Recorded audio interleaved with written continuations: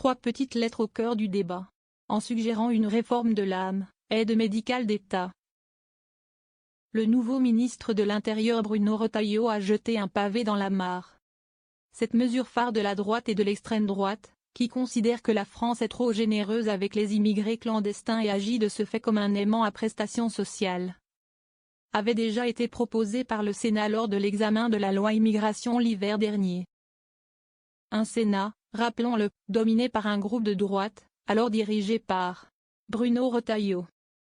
Je ne veux pas que la France soit le pays le plus attractif d'Europe pour un certain nombre de prestations sociales d'accès aux soins, a déclaré le locataire de Beauvau le 23 septembre au journal de 20h de TF1.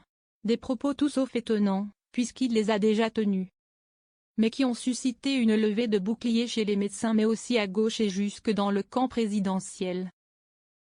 Sans se prononcer sur le fond, la présidente de l'Assemblée Yaël Braun-Pivet a alerté Bruno Retailleau du risque de contourner le Parlement s'il décidait de passer par décret pour réformer l'AME, c'est-à-dire en se passant de l'avis des députés. Mais pour Gérard Larcher, il n'y a pas de sujet.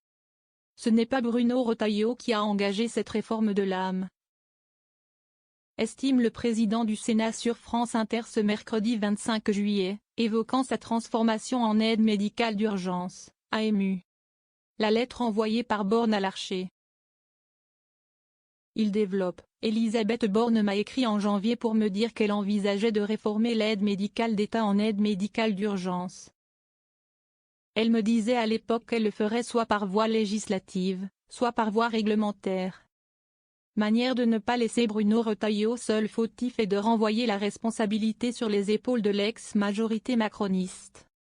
D'ailleurs, poursuit Gérard Larcher, Gabriel Attal Premier ministre m'a confirmé qu'il envisageait la loi réglementaire. C'est un dossier déjà engagé par les 2 précédents gouvernements. Ce que n'a pas apprécié l'ancienne première ministre, qui lui a répondu directement sur X. Non Gérard Larcher, je ne me suis jamais engagé à supprimer l'AME ou à la transformer en AMU. Écrit l'actuelle députée du Calvados, candidate pour remplacer Stéphane Séjourné à la tête de Renaissance.